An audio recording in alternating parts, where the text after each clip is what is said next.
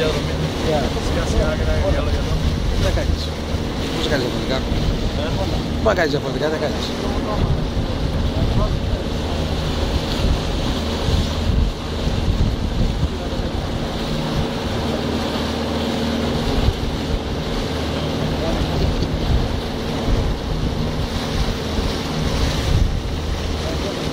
Με το γενικό, θα ήθελα να σου πω που ήρθα.